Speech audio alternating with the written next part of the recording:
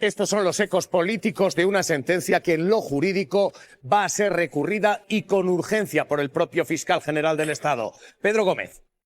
20 días tiene de plazo para presentar ese incidente de nulidad y que ya se estaría analizando y estudiando. Ese recurso lo tendrá que resolver la misma sala que le condenó, por lo que presumiblemente tendrá poco futuro, pero es un paso necesario antes de acudir en amparo al Tribunal Constitucional.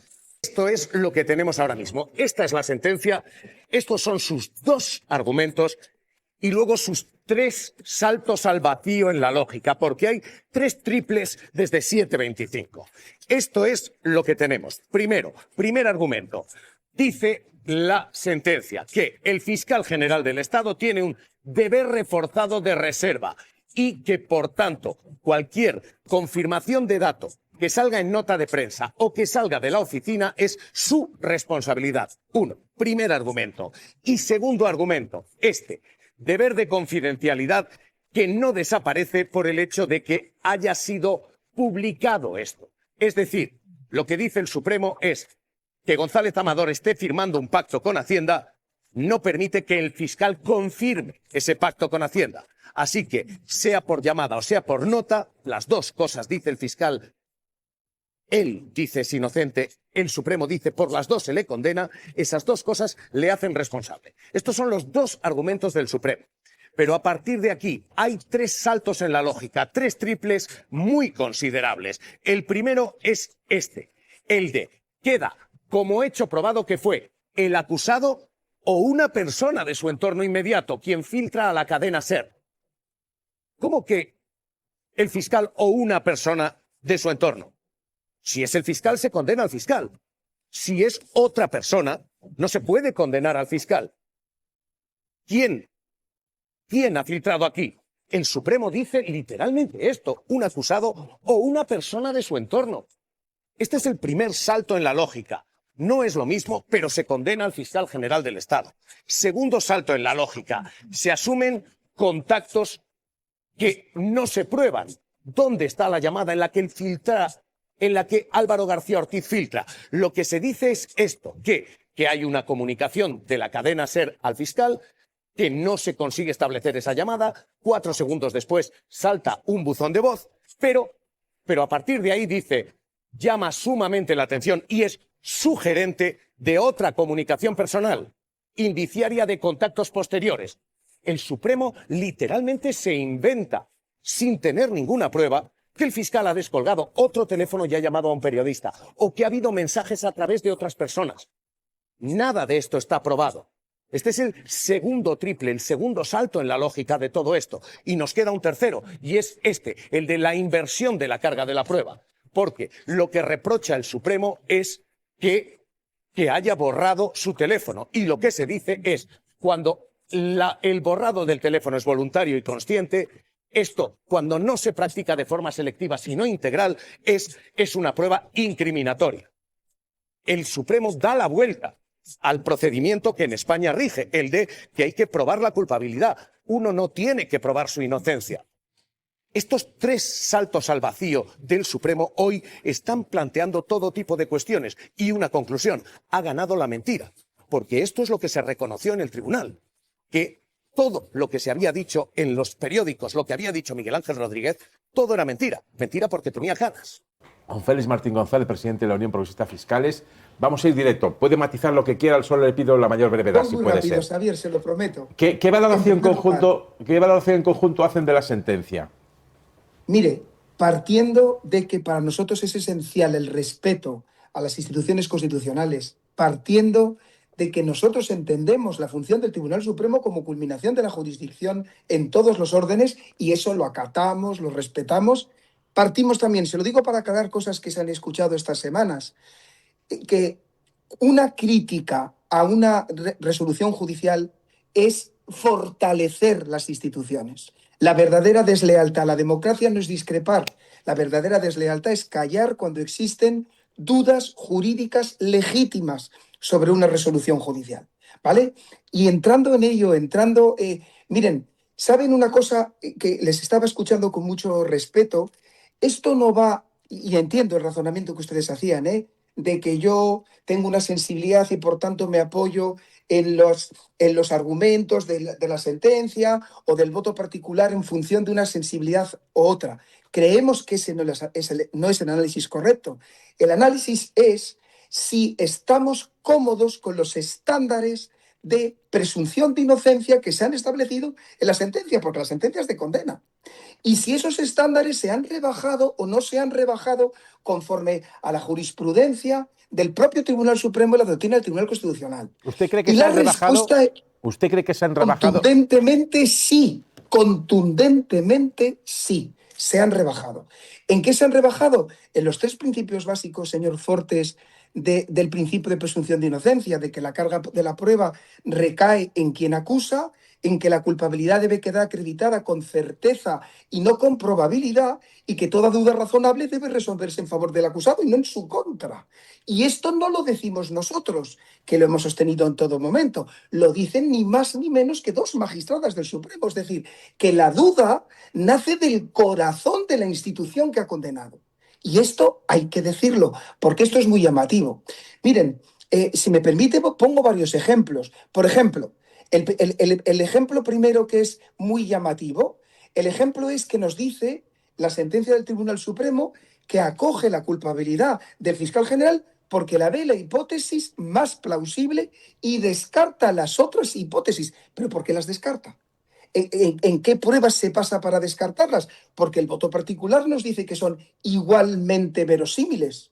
Segundo, no identifica con certeza al autor y el Tribunal Supremo, en algo que no hemos visto nunca, formula un concepto diluido de autoría donde entra el entorno y sustituye la certeza por la probabilidad.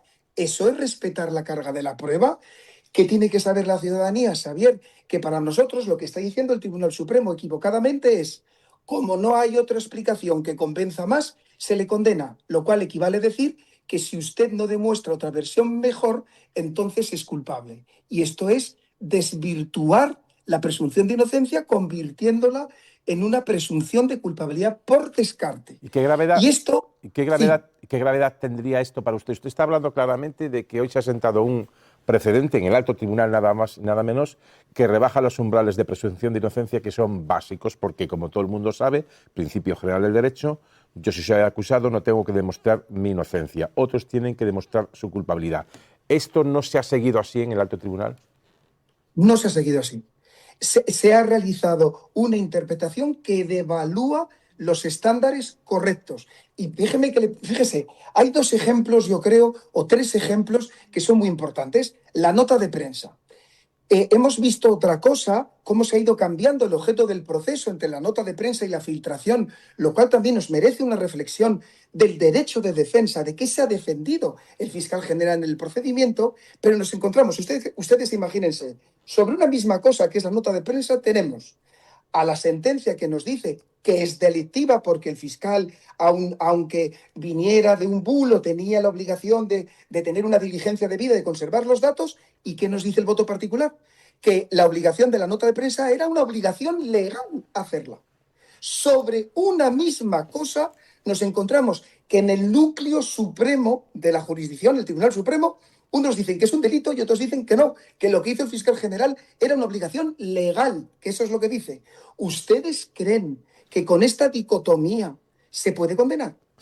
¿No se hubiera debido exigir un debate mayor en el propio Tribunal Supremo para generar este estrés institucional de decir 2 cosas? Una la convierte en delito y otra lo convierte en una obligación legal. Otra cuestión, por acotarlo, en 2 o 3 cuestiones. Es que lo que me está diciendo me parece muy interesante, pero también me alarma. Es decir, ¿esta decisión del Tribunal Supremo puede rebajar los umbrales o va a haber un debate? ¿Puede haber alguna instancia superior que corrija y vuelva, en su opinión, a nivelar que uno tiene que demostrar, que alguien tiene que demostrar la culpabilidad de alguien y no alguien demostrar su propia inocencia? Es decir, que esto puede provocar un debate sobre los umbrales del respeto a lo básico en la justicia, que es la presunción de inocencia.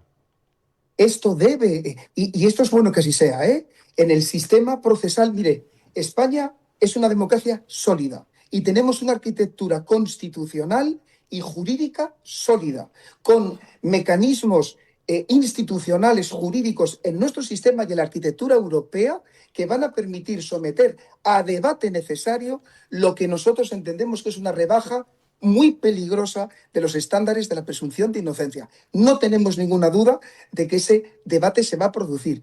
Por eso, déjame decirles que el mejor homenaje que para nosotros podemos hacer, mire, más convencidos que nunca de la inocencia de una persona condenada.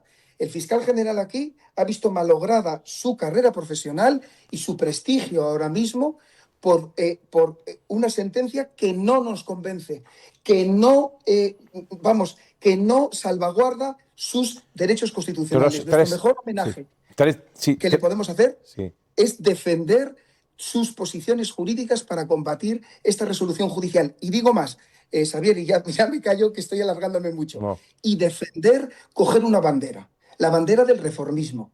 Necesitamos abordar reformas estructurales en la justicia, reformas importantes para que la ciudadanía tenga más garantías de que los estándares de motivación, de respeto a los derechos fundamentales, de la apariencia de la imparcialidad, estos son debates necesarios que no van contra nadie, y lo que van es para asegurar una mayor confianza de los ciudadanos en la justicia, que esa es nuestra obligación.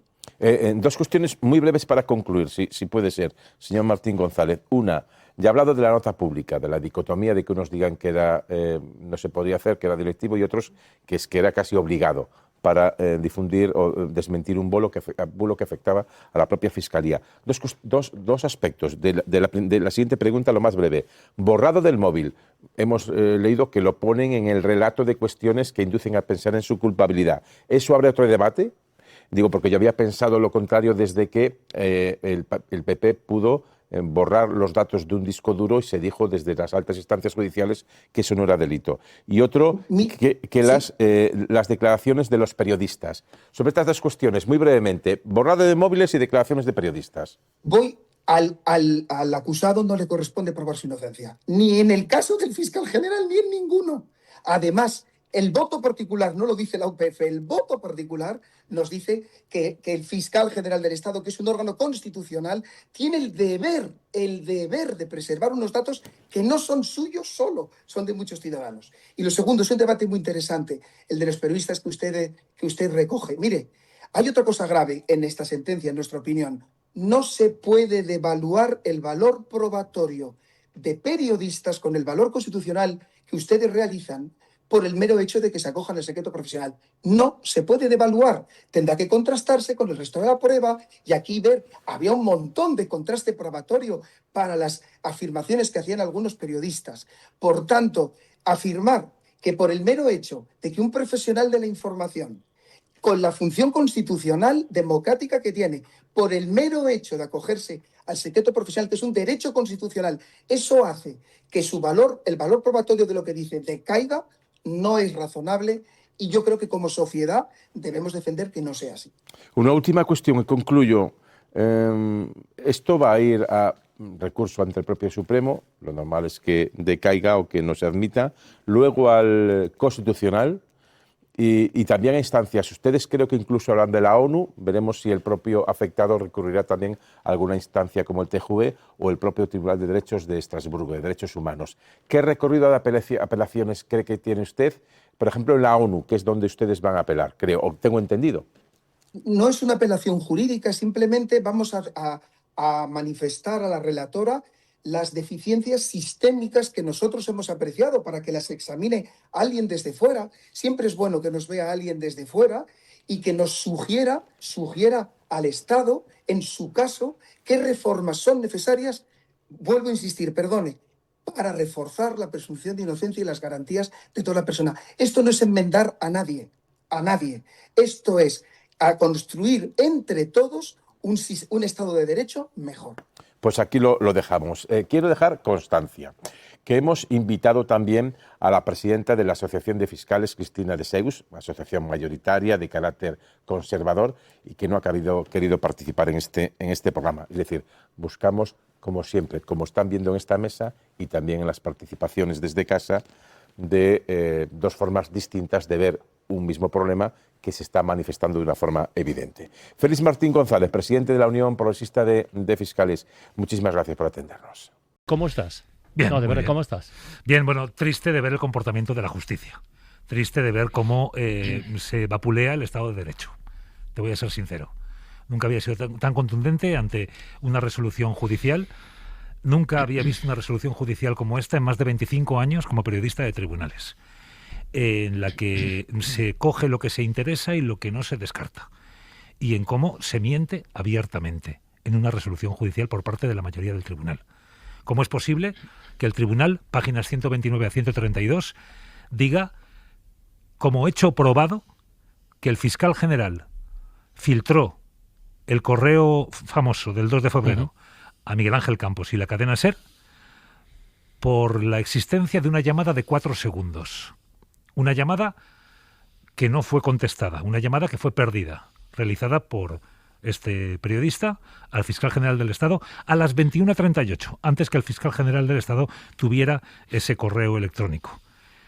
¿Y cómo es posible que, bien, si tenemos esos hechos y se dice que ese es el origen de una comunicación, el inicio de una sí, el origen posible de una comunicación, ¿no? Pero dice que esa tarde-noche que existió un contacto con la Fiscalía General del Estado y transcribió literalmente el correo y conocía la próxima divulgación de la nota de prensa de la Fiscalía. Lógicamente, yo hice mi trabajo, que era hablar con todos o intentar hablar con todos los involucrados en una información, y hablar también con la Fiscalía General del Estado, que es la que, bueno, pues nos acaba comunicando que al día siguiente habrá una nota de prensa y se incluye en la información. Por incluir esa segunda pata de la información, quiere decir que toda la filtración ha partido de la Fiscalía General del Estado. Y por una parte, llama mucho poderosamente la atención que digan eso, lo cual en teoría es decir, o en principio es decir, que no creen en tu testimonio, y luego en las páginas 146 y 161 vienen a corroborar que mi testimonio fue verídico. Bueno, es que si no fuera así, te estarían pidiendo responsabilidades por haber mentido. Claro. Es ¿No? que no lo hacen. Claro. O sea, llama la atención primero eso, que en principio, si realizan esa afirmación tan seria, que sugieren que por esa llamada de 4 segundos, por existir esa comunicación, el fiscal general del Estado pues me filtró Por otra vía. ese correo por otra vía. Otra apreciación. Si consideran que efectivamente por otra vía pudo filtrarme ese correo, o sea, por WhatsApp, ¿por qué ni en la fase de instrucción del magistrado Ángel Hurtado, ni tampoco ninguno de los 7 miembros del tribunal o su presidente Andrés Arrieta durante el juicio oral, por qué ninguno de ellos me pidió, como suelen hacer también los tribunales, señor Campos, ¿tendría usted la amabilidad de mostrarnos su WhatsApp con el fiscal general del Estado? No hubiera tenido ningún problema en mostrarles mi muro de WhatsApp con el fiscal general del Estado. Hubieran visto que efectivamente no había WhatsApps entre el fiscal general del Estado y yo. No había tampoco llamadas de WhatsApp entre el fiscal general del Estado y yo. Probablemente no me lo pidieran porque se les habría desmontado el relato que pretendían montar después. ¿Sabes si va a Ernesto Kaiser, experto en la materia y en tribunales. Ernesto, ¿qué te sorprende de esta sentencia? Te dije que iba a haber ayer por la noche sentencia en las próximas horas. Incluso te sugerí que titularas "Tenemos la sentencia Frankenstein". Es una sentencia Frankenstein. Es decir, es un híbrido. Veamos, tranquilidad. La información recopilada, concretamente el correo electrónico de 2 de febrero, fue comunicado desde la Fiscalía General del Estado con intervención directa o a través de un tercero, pero con pleno conocimiento y aceptación por parte del señor García Ortiz, fiscal general del Estado, al periodista de la cadena SER, don Miguel Ángel Campos. Esto es falso, no se puede demostrar. Es una sentencia que comete falsedades. Es la bancarrota penal del Tribunal Supremo. Es un fraude, porque sostiene en este hecho probado, poco después de empezar los hechos probados, una cosa que es indemostrable. Eso es en primer lugar. Esto es una sentencia pretendidamente por inducción. Por inducción. Se pretende que el fiscal general del Estado induce por sí mismo, cosa que no puede demostrar, o por un tercero, induce para que se filtre el correo del 2 de febrero del 2024, en el cual González Amador, a través de su abogado Carlos Neira, reconocía haber cometido 2 delitos. pero la inducción tiene que basarse en elementos. Puede condenarse, en muchos casos con narcotraficantes, se condena por inducción, pero esta inducción tiene que materializarse en pistas concretas. Y en la sentencia no hay ninguna pista que pueda derrotar la presunción de inocencia. Grabaos eso, no puede derrotar la presunción de inocencia, porque no hay elementos que puedan, ya no probar, sino apuntar a esa inducción que señala la sentencia. Eso es el primer punto. Es muy importante, es la bancarrota del Tribunal Supremo que dice las palabras y el significado de las palabras lo decido yo el Supremo. Eso es un primer punto que me parece muy importante destacar. Ernesto, sí me parece importante también decir, ahora mismo ¿cabe recurso, cabe plantear exigir la nulidad o pedir la nulidad de esto? Es decir, esto no es firme. Sí, ahora te lo digo, pero déjame decir lo siguiente.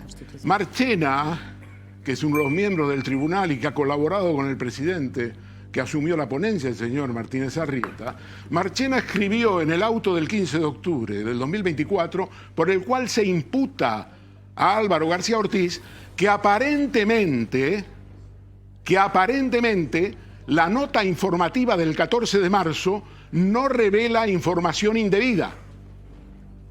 Digo yo el Supremo porque él ahora dice lo contrario en la sentencia de Martínez Arrieta. La nota informativa es delictiva.